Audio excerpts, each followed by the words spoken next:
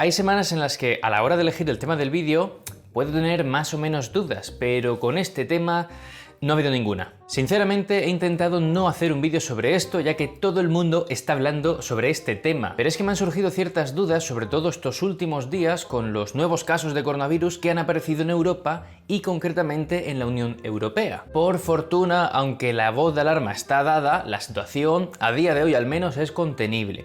Pero en la Unión Europea ya se han empezado a tomar ciertas medidas. Además está sonando el tema del cierre de fronteras. Pero, ¿qué significa que un país de la Unión Europea cierre sus fronteras? Y hablando de la Unión Europea, ¿qué es lo que hace en estos casos? O sea, en caso de epidemia, ¿cómo actúa? ¿Cómo se supone que ayuda a los Estados miembros? Pues si os parece, os cuento lo que he investigado y así respondemos a estas preguntas.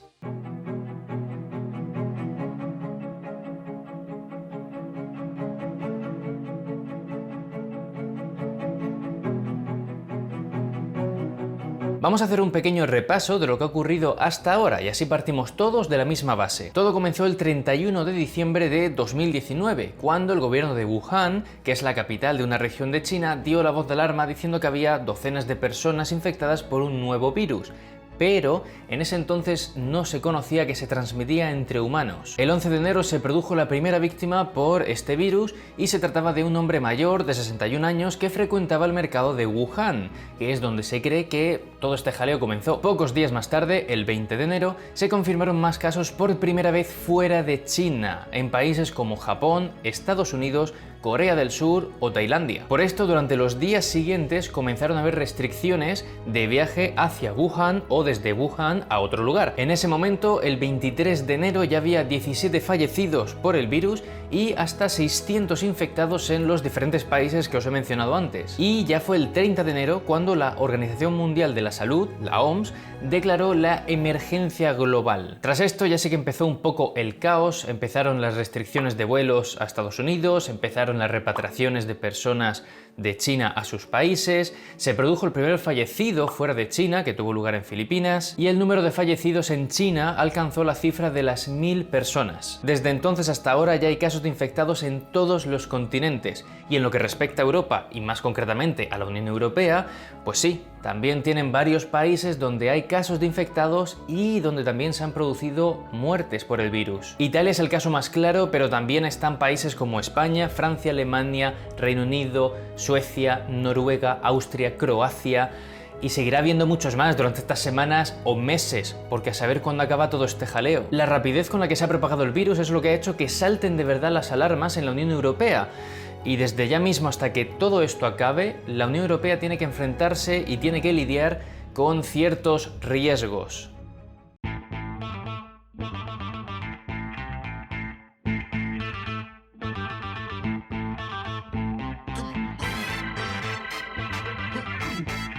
El coronavirus no solo puede poner en serio riesgo la salud de los habitantes de la Unión Europea, sino que también puede hacer temblar uno de los pilares fundamentales de la Unión, la libre circulación de personas. En la práctica, para que lo tengáis claro, esta libre circulación de personas es lo que a mí me permitió, por ejemplo, venirme de Murcia a Bruselas a trabajar sin tener que pedir un permiso laboral extra y también poder quedarme en Bruselas después de acabar mi contrato, por ejemplo. Además, esta libre circulación de personas se facilita más aún gracias al espacio Schengen, que es una zona donde diferentes países de la Unión Europea y de Europa decidieron eliminar sus controles fronterizos. Es decir, de nuevo, en mi caso personal, yo puedo viajar de España a Bélgica sin que haya un control fronterizo extra donde se revise a fondo mi documentación. Para que lo tengamos súper claro, digamos que a efectos prácticos, la zona Schengen permite que al viajar dentro de los países que pertenecen a esta zona, pues es como si viajas por dentro de España o por dentro de Francia, no hay controles extra. Y estos conceptos hay que tenerlos claros porque sí,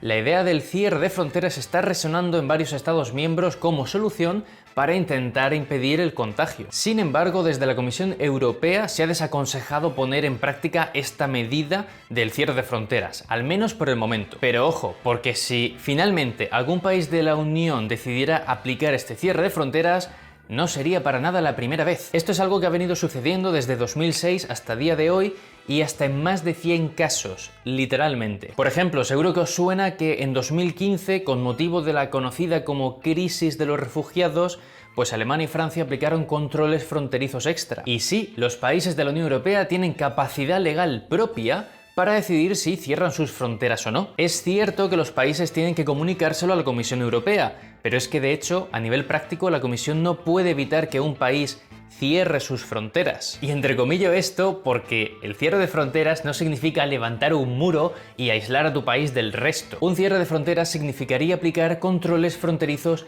extra, ya que de manera temporal se suspendería el espacio Schengen. Es decir, se podrían llevar a cabo controles específicos para ver si has estado recientemente en países de zona de riesgo y así poder verificar si podrías estar contagiado o no. Y si se diese el caso de que así es, de que podrías estar contagiado, que detectan que sí estás contagiado, pues no te mandan para tu casa con las mismas y ya está.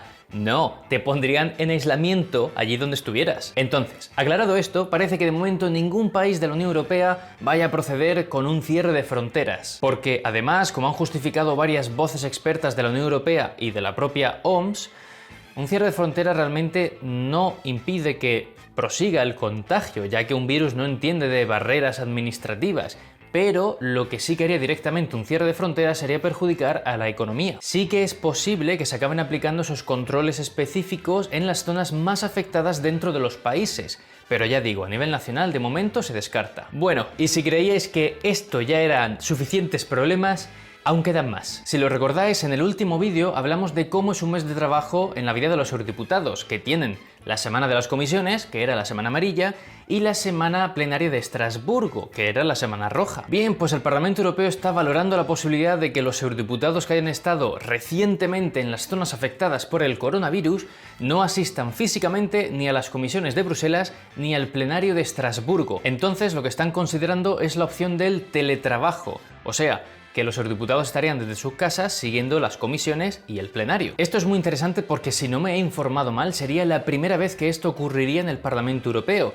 Y aparte es que la próxima semana de comisiones empieza ya el lunes 2 de marzo y la próxima semana para irse a Estrasburgo es el 9 de marzo. O sea que en los próximos días sabremos qué medidas toma el Parlamento Europeo. Porque según me ha informado una fuente muy fiable del Parlamento, no se les podría prohibir a los eurodiputados asistir físicamente ni a las comisiones ni a Estrasburgo. Entonces imaginaos que alguno de ellos llega a estar contagiado, contagia al resto, se tiene que evacuar el Parlamento, o sea, a nivel de imagen y de seguridad, sería un caos. Pero es que además el próximo 26 de marzo tiene lugar la próxima cumbre de la Unión Europea, que es el evento en el que se reúnen los diferentes jefes de Estado o de Gobierno de la Unión Europea. Entonces, claro, aquí la duda es si algún líder de la Unión Europea ha estado en contacto con personas de zonas de riesgo o recientemente ha visitado zonas de riesgo.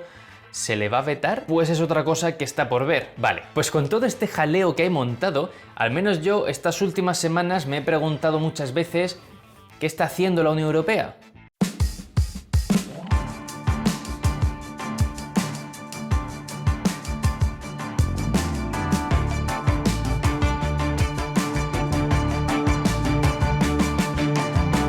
De momento, lo que están haciendo los países de la Unión Europea a nivel individual es repatriar a sus nacionales que estaban en China. Y aquí es donde ya entra la Unión Europea, ya que está financiando gran parte de estos vuelos para traer a esos nacionales de China de vuelta a sus países. Este dinero sale del Centro de Coordinación de la Respuesta a Emergencias. Y este centro, digamos que es un poco como el cerebro de la Unión Europea a la hora de coordinar la acción cuando surge un desastre natural o un caso de epidemia.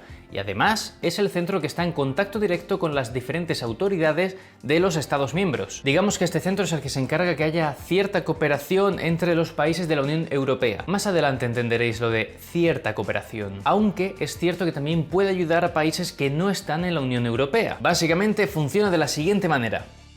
Se produce un desastre natural o causado por el hombre, aunque en este caso, vaya, pues se trata de una epidemia. Los países afectados piden ayuda a este centro y esta ayuda puede llegar en forma de personal experto, de dinero o de material o de todo a la vez. El centro es el que coordina que lo que se envíe llega bien y una vez solucionado todo el asunto, se acaba la emergencia y todos felices. Pero vaya, que nosotros no hemos llegado aún a ese todos felices, sino que más bien estaríamos aún en este punto. Otra cosa que está haciendo la Comisión Europea es asegurarse desde finales de enero que todos los países de la Unión tienen laboratorios disponibles para investigar sobre este nuevo virus. Y respecto a la coordinación entre los países de la Unión Europea, os podrá parecer que todo esto es un caos. Y es que así es. O sea, la Comisión Europea, junto a otras agencias de la UE, se encarga de dar asistencia a los países y de coordinar todo. Los datos actualizados, las transferencias de dinero y el despliegue de material o de personal allí donde se requiera. Sin embargo, la Unión Europea solo puede instar a los Estados miembros para que compartan la información sobre los nuevos casos. La Unión Europea no tiene poder para imponer normas comunes de supervisión sobre los casos del coronavirus en sus Estados miembros. De hecho, es que incluso la web de la Unión Europea, donde se van actualizando los casos de coronavirus en los diferentes países, estuvo este fin de semana del 22 y 23 de febrero parada, sin actualizarse. Y esto me parece gravísimo. O sea, dime tú cómo vas a trabajar el tema si lo principal que te falta es la información. Y esto no es una crítica a nivel personal.